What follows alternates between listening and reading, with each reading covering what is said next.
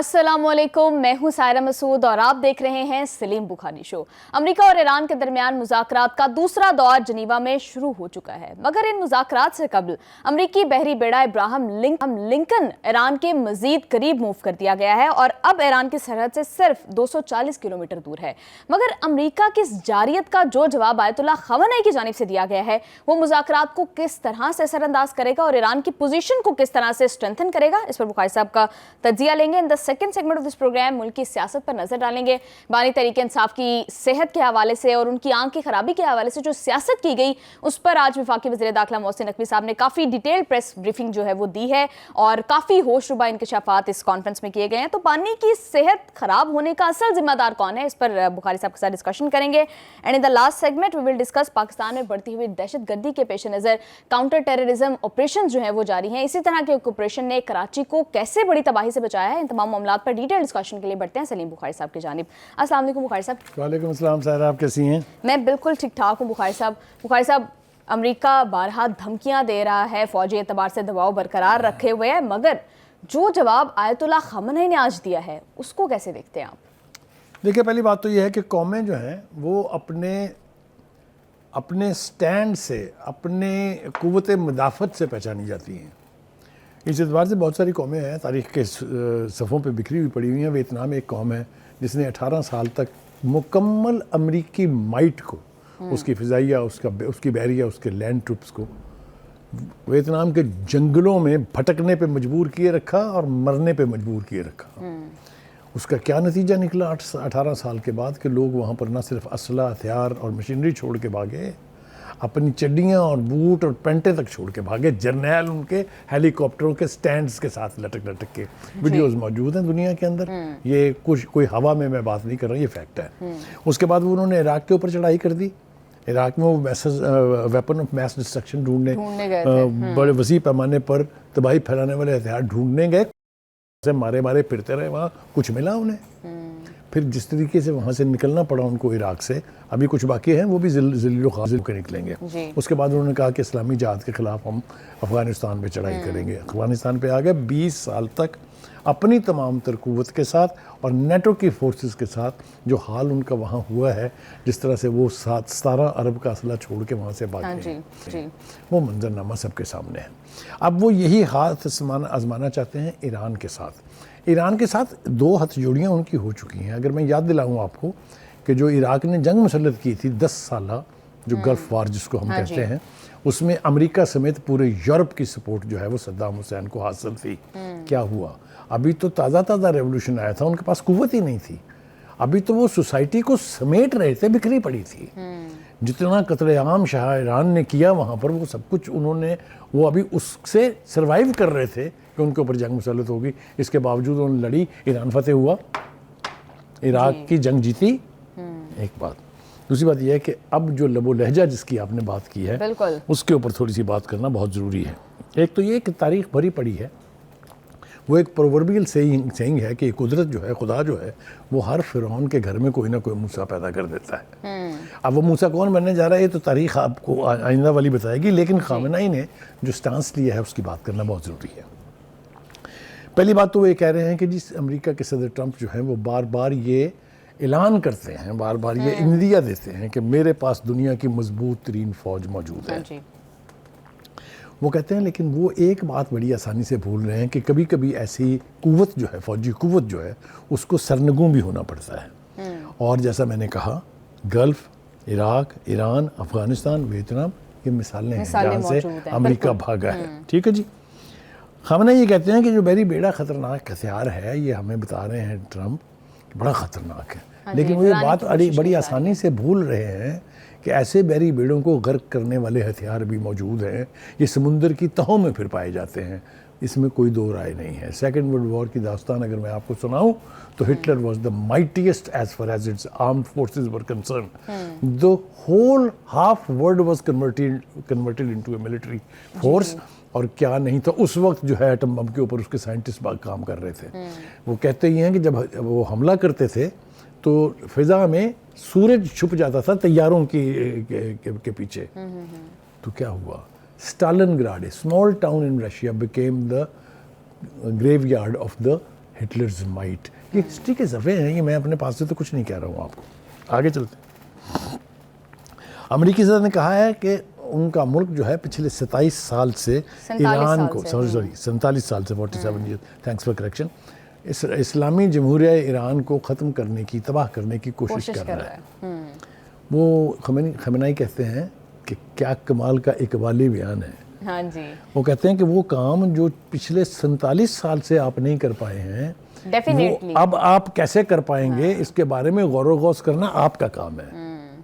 ہم نے تو ریزسٹ کیا ہے 47 سال, ہم نے تو تمام تر قوت کا مقابلہ کر کے ثابت کیا کہ ایرانینز آر اے نیشن. تو آپ سبق سیکھیں اس سے. بالکل. دوسری بات وہ کہتے ہیں کہ جناب یہ جو مذاکرات جہاں ہو رہے ہیں وہاں جو امریکی وفد ہے, وہ امریکی پریزیڈنٹ, وہ روبیو, وہ جتنے بھی لوگ ہیں, اور خاص طور سے نیتن یاہو جو خوف کے ذریعے اس کے وہ ایک عدد فالتو پینٹ ساتھ لے کے جاتا ہے کیونکہ اس کی پینٹ خراب ہوتی رہتی ہے. جی. تو انہوں نے کہا کہ جی میزائلوں کی رینج آپ کم کر لیں. خامنئی کہتے ہیں کہ who the hell do you think you are to dictate us like this, کیونکہ یہ ہم نے اپنے دفاع کے لیے کیا انتظام کرنا ہے یہ فیصلہ کرنا آپ کا کام نہیں ہے. This is our decision.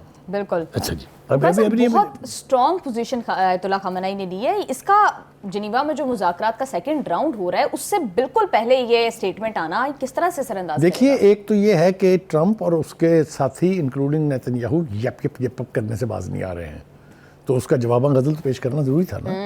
تو یہ this statement has come in the week of جو اتنے اسٹیٹمنٹس ہم نے سنے, ہم یہ کر دیں گے, ہم یہ کر دیں گے, ہم برباد کر دیں گے, ہم تباہ کر دیں گے, ہو تو رہا نہیں ہے ان سے. اینی وے, دوسری بات یہ ہے کہ وہ کہتے ہیں کہ جی, بلکہ میں کہہ رہا ہوں کہ ٹرمپ جو ہے پھر امید سے ہیں کہ ایران کے ساتھ کوئی معاہدہ جو ہے وہ ہو جائے گا, اور وہ نا جو جنیوا کے مذاکرات میں بالواسطہ شریک رہیں گے.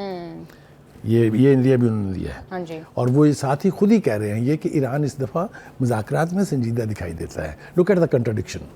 ایک طرف آپ فوجی دھمکیاں دے رہے ہیں, ملٹری مائٹ سے ڈرا رہے ہیں ان کو, دوسری طرف کہہ رہے ہیں Iran is willing to come to an accord.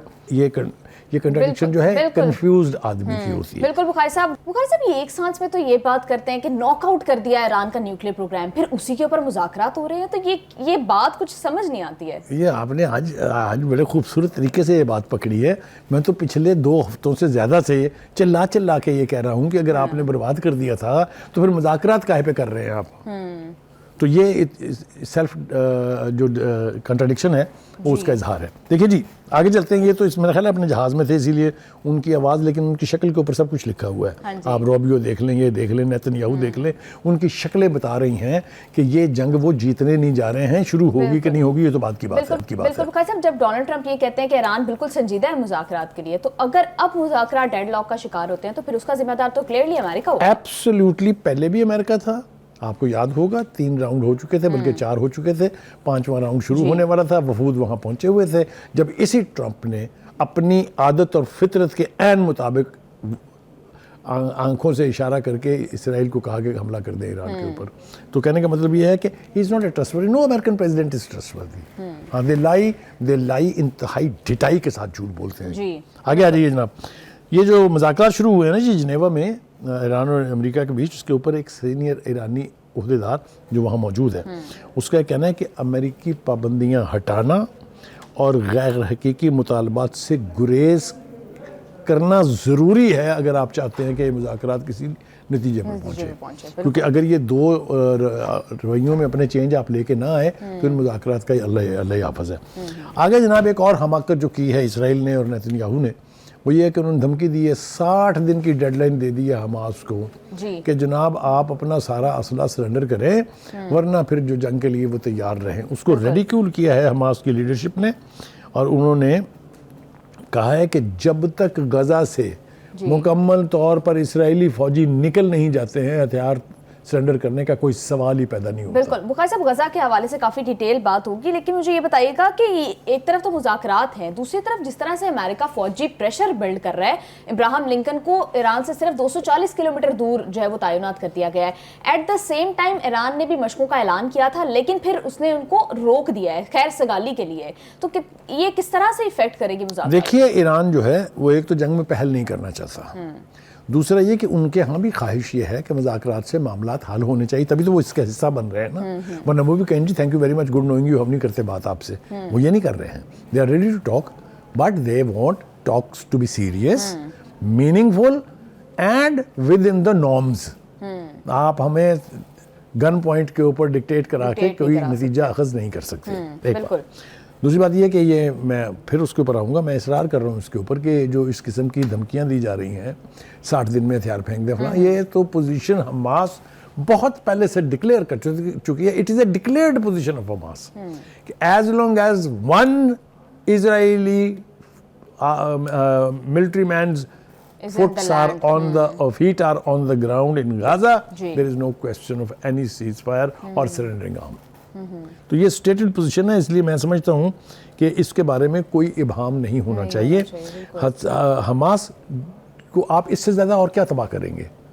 آپ نے 70,000 بندہ مار دیا ان کا، آپ نے 2 لاکھ بندوں کو زخمی کر کے چھوڑ دیا. اس کے باوجود حماس از دیئر، اس کے باوجود نیتن یاہو کو نیند نہیں آ رہی ہے، اس کے باوجود حماس کی قوت سے ٹرمپ بھی ڈرتا ہے.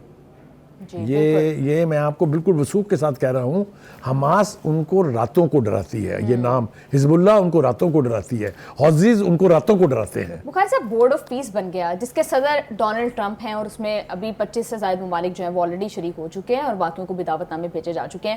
لیکن بخاری صاحب اسرائیل از دا ون کہ جو ڈکٹیٹ کر رہا ہے اب تک بھی، وہ کبھی ویسٹ بینک پہ قبضے کرنے کی بات کرتا ہے، کبھی وہ حماس کو ڈیڈ لائنز دیتا ہے. تو اسرائیل یہ پھر بورڈ آف پیس کی سٹینڈنگ کیا ہے؟ دیکھیے اسرائیل جو ہے وہ ایک طرح سے ایگریسر بھی ہے اور ایک طرح سے وکٹم بھی ہے. وکٹم اس طرح سے ہے کہ اب وہ دیکھ رہا ہے کہ مسلمان ریاستیں جو ہیں ان میں اتحاد ہو رہا ہے. جس طریقے سے پہلے امریکی صدر نے، امریکی ایڈمنسٹریشن نے ان ریاستوں کو سپلٹ کیا ہوا تھا، ان کو چھوٹی چھوٹی ٹکڑیوں میں بانٹا ہوا تھا، وہ صورتحال اب نہیں ہے. آپ دیکھیں ان 8 ممالک کا، جن کے اندر اگر آپ کہیں تو میں گنوا دوں آپ کو، سعودی عرب ہے، اردن ہے، UAE ہے، قطر ہے، انڈونیشیا، پاکستان، مصر اور ترکی شامل ہے. ان کا جوائنٹ سٹیٹمنٹ ہے، تیسرا جوائنٹ سٹیٹمنٹ ہے with in the last week. Bukhari صاحب کیا جوائنٹ سٹیٹمنٹ سے بات کچھ آگے بھی بڑھے گی؟ کم از کم اتنی شرم تو آئی کہ کچھ تو کہنا چاہیے. ابھی اس کے بعد کے مراحل ہیں. دیکھیے ایک سوچ یہ جنم لے رہی ہے کہ یہ board of peace is not for Gaza, it's a parallel system United Nations. بالکل بخاری صاحب، اس کا اگر ہم حصہ بنیں گے، اس کو اگر ہم ہونے دیں گے، اس سے بڑا کوئی ظلم نہیں ہو سکتا. ایک مجھے نہیں لگتا کہ امریکہ اپنی اس سازش میں کامیاب ہوگا. دوسری بات یہ کہ بورڈ آف پیس اس کے رکن کی حیثیت سے پاکستان کے بارے میں بہت سارے سوالیہ نشان موجود ہیں. باہر کے تو چھوڑیں، خود یہاں ہیں. میں سوال اٹھا رہا ہوں یہ کہ بھائی صاحب آپ کریں گے کیا وہاں؟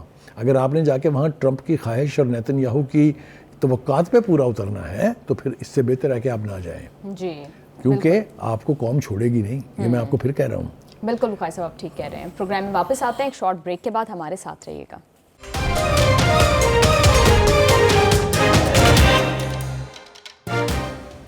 Welcome back to the show. Bukhari صاحب پی ٹی آئی نے کافی سیاست کی بانی تحریک انصاف کی صحت کو لے کر ان کی آنکھ کی خرابی کے معاملے کے اوپر، لیکن آج وفاقی وزیر داخلہ محسن نقوی صاحب نے اس کی کافی کلیریفیکیشن جو دی ہے، کافی ڈیٹیل پریس کانفرنس اس کے اوپر کی ہے. جو بخاری صاحب کافی کھچڑی سی پک گئی ہے، حکومت انٹائرلی کچھ اور بات کرتی ہے، رپورٹس کچھ اور بات کرتی ہیں، اور پھر تحریک انصاف الگ سے ہی کوئی اور پروپیگنڈا، کوئی اور سیاست جو ہے وہ کر رہی ہے. تو آپ کو کیا لگتا ہے اصل معاملہ کیا ہے؟ ایک گنڈا پور صاحب ہیں، انہوں نے بتا دیا ہے کہ کس نے کیا ہے، کون چاہتا ہے کہ پارٹی کا بانی باہر آئے جیل سے اور کون نہیں چاہتا ہے. اس کے بعد زرداری صاحب نے تو خیر کافی کمال کی ہے، وہ بھی اس کی بھی تفصیل سے بات کرنی ہے. لیکن محسن نقوی نے آج جو گفتگو کی ہے، میرا نہیں خیال کہ اس کے بعد کوئی ابہام رہنا چاہیے. یہ میں آپ کو اس لیے کنوکشن سے کہہ رہا ہوں کہ ہر بات جو ہے وہ سبسٹینشیٹڈ ہے. بالکل ٹھیک ہے جی. ایک تو ان کے ذریعے ہمیں یہ پتہ چلا، ہم تو سمجھتے تھے کہ یہ نیما خان صاحبہ جو ہیں، جس طرح پارٹی کہتی ہے، خان صاحب بھی کہتے ہیں، تو سیاسی خواتین ہی نہیں، تو گھر میں بیٹھ کے سارا دن روٹیاں پکاتی ہیں، کھانے وانے بناتی ہیں. تو یہ اب پتہ چلا ہے کہ سیاست میں تو ساری تباہ کاری جو پی ٹی آئی کی ہو رہی ہے اس کی ذمہ دار علیمہ خان صاحبہ ہے. محسن نقوی صاحب نے بتایا کہ کتنی دفعہ یہ کوشش ہوئی، یہ علاج 3 دن تاخیر سے ہوا، اس لیے کہ انہوں نے ایک کلمزی یعنی سٹانس لے کے کہ اگر ہم نے یہ باتیں مان لی، اگر ہم نے یہ رپورٹوں کو تسلیم کر لیا تو پھر تو ساڈا کیس ختم ہے، ساڈی تو گیم ختم ہے. گیم ختم کرنے کے ڈر سے بانی کے ساتھ کتنا بڑا کھلواڑ ہو رہا ہے، یہ پارٹی کو اور پارٹی کے اور بانی کے گھر والوں کو سمجھ نہیں آ رہی ہے. دیکھیے کتنی ہائپ دی گئی تھی اس کو، ان کی آنکھ ضائع ہو گئی. میں تو اس لیے حیران نہیں تھا کہ ایک دن اس سے پہلے کچھ عرصہ پہلے تو انہوں نے مار دیا تھا ان کو کہ وہ تو ہلاک ہو گئے ہیں. اور صدقے جائیں کہ سوشل میڈیا نے کیا کیا کارنامے اس خبر کے اوپر بنائے تھے، وہ سب کچھ ہمارے سامنے ہے. تو ہر چیز جو ہے وہ کاغذ کی ناؤ کی طرح سے ڈوب رہی ہے، یعنی ہر چیز ایکسپوز ہو رہی ہے. 3 پارٹی کے سٹالورٹ 4-5 ایسے تھے جنہوں نے کبھی رکھ کے بات نہیں کی ہے، ہمیشہ سچی بات کہی ہے، اسی لیے ان کا زوال بھی آیا. سب سے پہلا علی امین گنڈا پور، جس نے صوبے کو ان تمام سے بہتر طریقے پر چلایا. اس سے پہلے محمود خان تھے، اس سے پہلے پرویز خٹک تھے، اس کے بعد اپنے یہ جو اس وقت ہیں سہیل آفریدی. کسی میں کیپیسٹی نہیں ہے علی امین گنڈا پور کی طرح سے صوبے کو چلانے کے، because you need a strong person who understand the politics of that province. وہی کر سکتا ہے. اگر پارٹی کے دیگر رہنماؤں کی جانب سے اس طرح کی کوئی پالیٹکس کی جاتی تو سمجھ آتا سیاست ہے، بہنیں بھائی کی صحت کے اوپر سیاست کریں، that does not make sense. بالکل آپ نے ٹھیک کہا. ابھی میں اس کی طرف آتا ہوں. میں نے ان بندوں کے ذکر جو میں نے کیا نا کہ وہ میں ذرا پورا کر لوں. علی امین گنڈا پور کا کیا حال کیا اسی پارٹی نے، آپ کے سامنے ہے. اس کی کیا قربانیاں ہیں کس کو نہیں پتہ ہے. اس سے پہلے شیر افضل مروت، ہو ڈزنٹ نو کہ اس نے اس تحریک کو جو خاص طور سے پروٹیسٹ کی یعنی احتجاجی تحریک تھی، اس کو کہاں سے کہاں پہنچایا کون نہیں جانتا. آج اس کے نام لے لے کے پارٹی جو کچھ کہہ رہی ہے وہ سب کچھ آپ کے سامنے ہے. اس کے بعد جہانگیر ترین، جس نے اپنی پوری مالی قوت صرف کر کے پارٹی کو پارٹی بنایا، جہازوں میں بھر بھر کے لوگوں کے جو فصلی بٹیرے جن کو میں کہتا ہوں وہ لا کے ان کے گلوں میں پی ٹی آئی کے پٹے ڈلوائے، لیکن ان کے ساتھ کیا سلوک ہوا آپ کے سامنے ہے. پنجاب کے حوالے سے اگر آپ دیکھیں تو علیم خان کے ساتھ جو سلوک ہوا وہ بھی آپ کے سامنے ہے. اور پھر ایک اور تھا دھوتو جس کو میں کہتا تھا، اس کا نام ہے شیخ رشید. کیا کیا نعرے اس نے نہیں مارے تھے، کیا اس نے نہیں کہا تھا کہ خان صاحب میری ریڈ لائن ہے اور خون کی ندیاں بہہ جائیں گی اگر اس کو کسی نے ہاتھ لگایا، وغیرہ وغیرہ وغیرہ. آج پارٹی کا کوئی بندہ اس کا نام لینے کے لیے تیار نہیں ہے. ٹھیک ہے جی. And so many others. کس کس کا میں ذکر کروں اس وقت. اب آ جائیں بہنوں کی سیاست پہ. دیکھیے سب سے پہلے بہنوں نے اس لیڈرشپ کو فارغ کروایا بانی سے جس کو وہ پسند نہیں کرتی تھی. نام میں نے آپ کو بتا دیا ہے. اس کے بعد انہوں نے فیملی کو ڈیوائیڈ کرنے کا کام کیا، بشرا بی بی کے ساتھ متھا لگایا، اور وہ بھی کتنی دیر تک سیاست چلتی رہی ہے وہ آپ کے سامنے ہے. آج ہم اگر محسن نقوی صاحب کی یہ بات مان لیں کہ یہ انہوں نے ڈینائی کیا کہ 3 دن تک اس کا ٹریٹمنٹ جو ہے وہ ڈیلے ہو، اور کہا کہ اگر ہماری حکومت کی بات ہم نے مان لی تو ساڑھے پلے تو کچھ نہیں رہنا. یہ بانی کے ساتھ دوستی ہے، بانی کے ساتھ ہمدردی ہے یا دشمنی ہے، اس کا فیصلہ ہم ناظرین پہ چھوڑ دیتے ہیں کہ وہ حقائق کو دیکھ کے خود اس کا فیصلہ کریں. اور محسن صاحب تو کہہ رہے ہیں کہ بیرسٹر گوہر صاحب کو باقاعدہ انوائٹ کیا گیا تھا کہ وہ اپنی موجودگی میں جو ہے وہ علاج کی نگرانی کریں، لیکن وہ نہیں آئے. اب آپ اندازہ کریں کہ بانی کے سرانے ڈاکٹر کھڑے ہیں، آپ بیرسٹر گوہر کو بلا رہے ہیں، وہ کیا کہہ رہا ہے؟ وہ کہہ رہا ہے نہیں مشاورت کریں گے. یہ تو ان کا حال ہے، اس لیے کہ ان کو پتا تھا کہ باجی نے نہیں چڑھنا. ٹھیک ہے. اور وہ یہ رسک نہیں لے سکتے کیونکہ ان کی بھی لیڈرشپ جو ہے آپ کو پتا ہے نا. سلمان اکرم راجہ نے کہا تھا، اس نے کہا میں تو مانتا ہی نہیں یہ چیئرمین ہے. یاد نہیں ہے آپ کو؟ جی بالکل یاد ہے. تو آگے بڑھتے ہیں تھوڑی سی. دوسری بات یہ ہے کہ پی ٹی آئی جو ہے وہ علیمہ خان صاحبہ کی ہدایت پر علاج کے لیے اصرار نہیں کر رہی ہیں، بلکہ ان کا مطالبہ یہ تھا جی کہ 2 ہفتے کے لیے ان کو ہسپتال منتقل کریں. ہاں جی. اچھا اب یہ مجھے سمجھ میں نہیں آتی کہ وہ کیا سمجھتے ہیں کہ خان صاحب پلیئر ٹرپ کے اوپر مری میں ہے، نتھیا گلی میں ہے، اسکردو میں ہے، کہاں ہیں؟ ان کو یہ ادراک کیوں نہیں ہے کہ وہ جیل میں ہے؟ جی. اور جیل میں جو قیدی ہوتے ہیں ان کا ایک پروٹوکول ہوتا ہے، ان کا ایک جیل مینول ہے جس کے تحت ان کو کنڈکٹ کرنا ہوتا ہے. اگر ڈاکٹرز نے یہ قرار دے دیا ہے کہ ان کو ہسپتال شفٹ کرنے کی ضرورت نہیں، جو کہ محسن نقوی صاحب نے کہا ہے، تو پھر کیوں شفٹ کیا جائے؟ اور نہ صرف یہ، ان ڈاکٹرز نے یہ بریف بھی کیا ہے، کنکلوڈ بھی کیا ہے کہ ان کا جو علاج ہو رہا ہے دیٹس ایکسیلنٹ. ہم بھی اگر کرتے ان کے ڈاکٹرز کو بتایا تو یہی علاج ہوتا. اور جو علاج جیل میں ہو رہا ہے اس کے لیے شفٹ کرنے کی ضرورت. مجھے آپ یہ بتائیے جب یہ کینڈیڈ اوپینین آپ کے پاس ہو تو پھر صرف مطالبوں سے کیسے بانی کو شفٹ کیا جا سکتا ہے؟ بالکل. بخاری صاحب گنڈا پور صاحب نے کیا کہا اس کے پر بعد میں آتی ہوں. یہ عطاء اللہ تارڑ صاحب تو کہہ رہے ہیں کوئی ڈھیل کچھ نہیں ہے، ایک طرف ڈھیل کی باتیں ہو رہی ہیں، حکومت تو کمپلیٹلی ڈینائی کر رہی ہے. دیکھیے یہ جتنی بھی گفتگو ہے جو انیشیٹ ہوئی تھی، اس سب کی اگر آپ ڈھونڈنے نکلیں تو یہ پی ٹی آئی کے اندر سے ہی چلتی ہیں. انہوں نے پہلے کہا کہ جی ان کو بنی گالہ شفٹ کیا جا رہا ہے، پھر ایک اور اوپر سے آئی کہ جی اس کے بعد ان کو کسی غیر ملک میں بھیج دیا جائے گا، حتیٰ کہ نام بھی لیا گیا اس ملک کا. کہنے کا مطلب یہ ہے کہ یہ اس طرح کا کنفیوژن پھیلا کے پی ٹی آئی کیا کس قسم کی سیاست کر رہی ہے یہ ہماری سمجھ سے بالا تر ہے. اب آ جائیں جناب، گنڈا پور کا اسٹیٹمنٹ جو ہے تو بالکل اوپن ہے. تو مطلب ہے میں اگر ایمانداری سے اس کے اوپر کامنٹ کروں تو جن کا وہ حوالہ دے رہے تھے کہ ان سب نے مل کر بھی اتنا کچھ نہیں کیا جتنا محسن نقوی نے کیا ہے، تو اس کا مطلب یہ ہے کہ پی ٹی آئی کی قیادت کو تو اسی پر ڈوب مرنا چاہیے. جی بخاری صاحب بالکل ٹھیک کہہ رہے ہیں. پروگرام میں واپس آئیں گے ایک شارٹ بریک کے بعد یہیں سے ڈسکشن کو کنٹینیو کریں گے. اسٹے ود اس.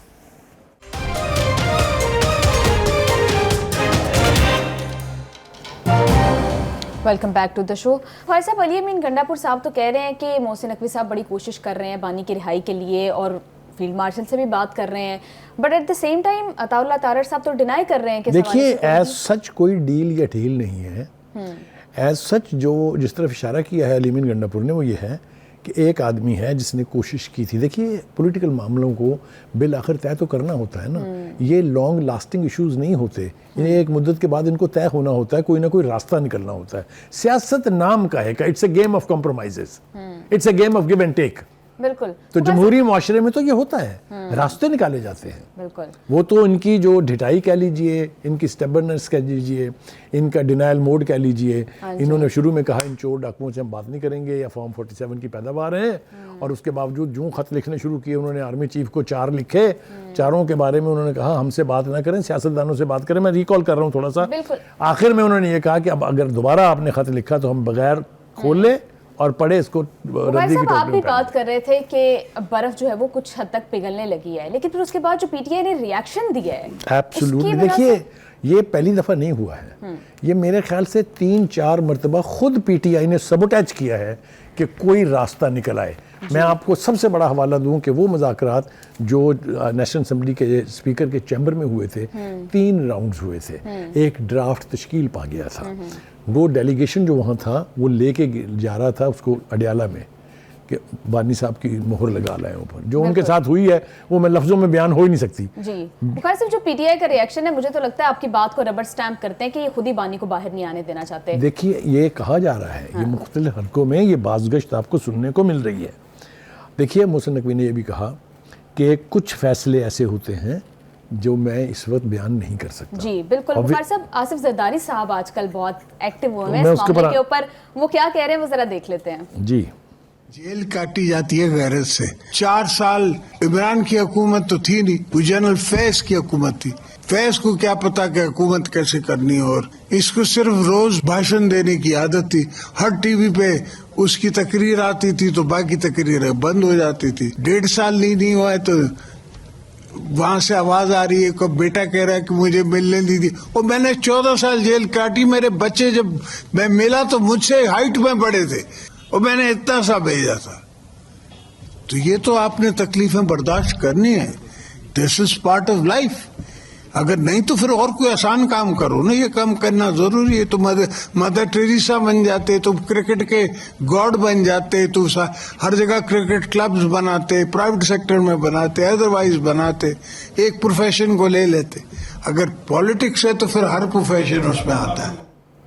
دیکھیں زرداری صاحب نے بات تھوڑا سا اس میں بٹرنس ہے، تھوڑا سا اس میں غصے کا ایلیمنٹ ہے، وہ ٹھیک ہے، لیکن ان کو کوئی بات غلط نہیں ہے. باتیں انہوں نے ساری ٹھیک کی ہیں. دیکھیے نا، ایک طرف تو آپ یہ کہتے ہیں میں ڈیل میں بلیو ہی نہیں کرتا، میں تو عدالتوں سے انصاف لوں گا، اس سے پہلے میں جیل سے باہر مجھے لاؤ گے بھی، دو گے بھی تو میں نہیں آؤں گا. جی آپ کو یاد ہے؟ جی بالکل یاد ہے. اور دوسری طرف یہ ساری کوششیں جس کا میں ذکر کر رہا تھا ابھی، جب سے وہ شروع ہوئی ہوئی ہیں اور چل رہی ہیں ساتھ ساتھ، وہ ان کی رہائی کے لیے ہیں. کوئی یہ نہیں کہتا کہ ان کو عدالتوں سے انصاف دو جب کہتے ہیں بانی کو رہا کریں. جی ایک طرف ایک سانس میں بانی پی ٹی آئی کہہ رہا ہے میں ڈیل نہیں لوں گا، میں ڈھیل نہیں لوں گا، اور سڑکوں کے اوپر جتنا احتجاج ہے اس میں واحد نعرہ کیا ہے؟ بانی کو رہا کرے. تو آصف زرداری صاحب نے ان کو 2-3 چیزیں باور کرانے کی کوشش کی ہے کہ اگر سیاست کرنی ہوتی ہے تو this jail and this bitterness, this تکالیف، this is all part of the game. انہوں نے کہا کہ اتنے بڑے بڑے نعرے مارتے تھے، ریاست مدینہ بنانے چلے تھے آپ، سبھی تو 2 سال میں تو جیل صرف پوچھتی ہے کہ ہاں بھائی صاحب کون ہیں آپ نے ابھی سے رونا شروع کر دیا. اور وہ تو انہوں نے یہاں تک بھی کہا کہ آپ نے تو عورتوں کی طرح رونا شروع کر دیا ہے. تو یہ میں نے جیسا کہا کہ بات گفتگو میں تھوڑا غصے کا ایلیمنٹ ضرور تھا، لیکن بات غلط کوئی نہیں تھی، بات ساری ٹھیک تھی. انہوں نے کہا کہ اگر آپ نے یہ سب کچھ نہیں برداشت کرنا تھا تو پھر آپ کرکٹ کی کوئی اکیڈمی کھول لیتے، کوئی اس کا کوئی ادارہ بنا لیتے. کہنے کا مطلب یہ ہے کہ آصف علی زرداری صاحب نے جس کھلے انداز سے یہ گفتگو کی ہے، اس کا مطلب یہ ہے کہ اب دوریاں جو ہیں اور بڑھیں گی پی ٹی آئی اور پیپلز پارٹی کے بیچ. آپ کو یاد ہوگا ایک دور وہ تھا کہ پیپلز پارٹی نے آفر کی تھی at the floor of the National Assembly کہ آئیے ہم اور آپ مل کے حکومت بناتے ہیں. ہاں جی بخاری صاحب، ابھی بھی کچھ سینئر سیاستدان تو یہ توقع کر رہے تھے کہ زرداری صاحب اور میاں نواز شریف صاحب جو ہیں وہ اس میں کوئی رول پلے کریں گے، اور شاید کوئی لیکن آپ یہ دیکھیے جب ادھر سے جس طرح کی زبان استعمال کی جاتی ہے وہ اگر کی جاتی رہے گی تو پھر کسی قسم کی ریکنسیلیشن کا سوال پیدا نہیں ہوتا. آگے بڑھتے ہیں جی تھوڑا سا. دیکھیے گزارش یہ ہے کہ 4 دنوں سے کے پی کے کی سڑکیں بند تھی. ہاں جی ٹھیک ہے، اور ایڈیوسٹی دیکھیں آپ چیف منسٹر آف کے پی کے کی کہ وہ خود دھرنے پہ بیٹھے ہوئے یہ فرما رہے ہیں کہ ہم نے تو یہ کال نہیں دی تھی تو عوام نے خود بند کی ہیں. بھائی عوام نے خود بند کی ہے تو تم نے چیف منسٹر ہوتے ہوئے کھلوائی کیوں نہیں؟ اور بخاری صاحب وہ کہہ رہے ہیں ہمارے پاس تو اختیار ہی نہیں ہے پی ٹی آئی میں فیصلوں کا، یہ تو محمود خان اچکزئی اور علامہ راجہ ناصر عباس کے پاس ہے. صدقے چلے جائیں ان کے. یار کتنی شرمناک بات ہے کہ ایک پارٹی کا وزیر اعلیٰ کہہ رہا ہے کہ ہمارے پاس اختیار نہیں ہے. اختیار کس کے پاس ہے؟ جن کا پارٹی سے کوئی تعلق نہیں ہے. یار یہ کیا لوگ ہیں، یار یہ کیا لوگ ہیں. اور میں آپ کو ایمانداری سے بتاؤں ان دونوں کے پاس بھی کوئی اختیار نہیں ہے، کیونکہ بانی نے ایک ہی چیز کبھی زندگی میں نہیں کی ہے، ٹو شیئر دا ڈیسائیڈنگ پاور. بالکل وہ ایک ہی یونٹ ہے، وہی سمجھتے ہیں میں پارٹی ہوں، وہی سمجھتے ہیں میں حکومت ہوں. ہیونگ سیڈ دیٹ ابھی آپ جا نہیں سکتے. دیکھیے گزارش یہ ہے، سہیل افریدی صاحب جو ہیں وہ یہ کہہ رہے ہیں کہ مجھے تو سمجھ ہی نہیں آ رہی کہ حکومت کیا چھپانا چاہتی ہے. ہاں جی وہ جو آپ والی بات ہے، انہوں نے کہا کہ جناب ہمارے پاس تو اختیار ہی نہیں ہے کوئی فیصلہ کرنے کا. جب بریفنگ ہو رہی تھی اس وقت اچکزئی اور علامہ ناصر دونوں موجود تھے. آپ نے وہاں پارٹی کا کوئی بندہ نہیں جانے دیا، چاہے وہ علیمہ خان نے روکا، چاہے وہ آپ نے مشاورت سے روکا. تو کہنے کا مطلب یہ ہے کہ جس وقت آپ اس طرح کے معاملوں میں جہاں سے کوئی راستہ نکل سکتا ہے اس کو اس کروڈ طریقے سے بند کریں گے تو پھر آپ کی خواہشات ہی رہیں گی. بالکل بخاری صاحب، برف پگھلنے لگی تھی اگر تحریک انصاف جو ہے وہ کچھ سمجھداری سے اپنا رول پلے کرتی ہے. آپ بالکل ٹھیک کہہ رہے ہیں. پروگرام میں واپس آئیں گے ایک شارٹ بریک کے بعد، ہمارے ساتھ رہیے.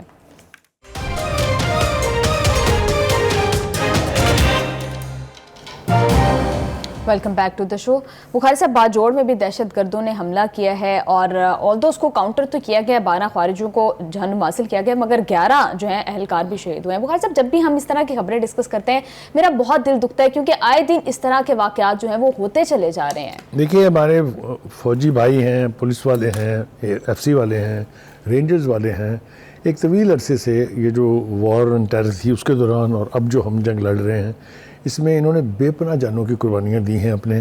اور کبھی آپ نے دیکھا کسی کے گھر والوں نے کوئی شکوہ کیا ہو، کوئی شکایت کی ہو، وہ اپنے بچوں کی لاشیں وصول کرتے ہیں اور پاکستان زندہ باد کے نعرے لگاتے ہیں اور یہ کہتے ہیں کہ ہمارے باقی بچے بھی قربانی کے لیے تیار ہیں. ایسی قومیں، ایسی فوجیں، آپ خود ہی فیصلہ کریں. بہت ایموشنل صورتحال ہے. دیکھیے ایک تو یہ ہے کہ یہ جو ریزالو ہے ٹو فائٹ ٹیررسٹ اور ٹیررزم، یہ I will give the whole credit to field marshal جنہوں نے نئے ریزالو کے ساتھ یہ کہا تھا کہ نہیں چھوڑیں گے ان کو. اور اس دن سے لے کے آج تک، میں اگلے دن ایک بریفنگ کا حصہ تھا جہاں بتایا گیا کہ ایک دن میں 200 آپریشن ہوئے ہیں ان کے خلاف.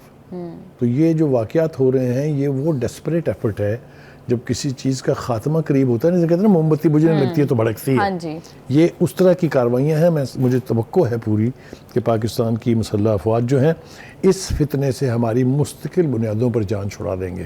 لیکن بخاری صاحب، آپ کو کیا لگتا ہے کہ صرف اگر ہماری ملٹری فورسز اس کے خلاف کائنیٹک میئرز کرتی ہیں اور ایکشن لیتی ہیں، وہ تو اپنا کام کر ہی رہے ہیں، اپنی جان نہیں دے سکتے میکسیمم، وہ کر رہے ہیں، but at the same time ہمارے سیاسی سطح پر جو لوگ ہیں جن کا کام پولیٹیکلی ڈیسیجن میکنگ ہے وہ کیا کر رہے ہیں؟ وہ اس کے اوپر آپس میں ایک دوسرے سے لڑ رہے ہیں اور ابھی تک ایک بیانیے پر اور ایک موقف پر نہیں آ سکے. چیز بنی تھی جو بانی پی ٹی آئی کے دور اقتدار میں بنی تھی جس کو نیشنل ایکشن پلان کے نام سے ہم جانتے ہیں. اس میں صوبائی ایکشن پلان بھی تھے اور نیشنل ایکشن پلان بھی تھا. کسی نے اس کے اوپر عمل کر کے نہیں دیا ہے. نہ سندھ حکومت نے اس کے اوپر توقع کے مطابق کیا ہے. پنجاب میں پھر تھوڑا بہت ہوا، اسی لیے اس فتنے سے پنجاب میں جان ذرا چھٹی ہوئی ہے. نہ کے پی کے نے کر کے دیا ہے. کہنے کا مطلب یہ ہے کہ اگر فوجوں کو ہی ہم سمجھیں کہ انہی کی ذمہ داری ہے بس صرف یہ سب کچھ ختم کرنا، फौजियाँ लड़ती हैं, कौमें जब पीछे खड़ी होती हैं। बिल्कुल। इस किस्म का नेगेटिव कमेंट आता है इनकी तरफ से। कभी कोई कहता है कि इनके साथ बैठ के बात करनी चाहिए, कोई ला के उनको वापस बसा रहा होता है, कोई कहता है तालिबान के दफ्तर हर कमरे में खुलने, हर ज़िले में खुलने चाहिए। जब ये रवैये होंगे तो फिर हमारी फ़ौजों का, मैं समझता हूँ हमें उनकी ताज़ीम जितनी मुमकिन हो सके करनी चाहिए। इतनी हॉस्टिलिटी के बावजूद अभी भी वो अपने दिन के लिए जानों की कुर्बानियां दे रहे हैं। बिल्कुल बुखारी साहब ठीक कह रहे हैं। Thank you so much sir for your analysis. Programme का टाइम हो गया है ख़त्म। सी यू ऑल टुमारो। अल्लाह हाफ़िज़।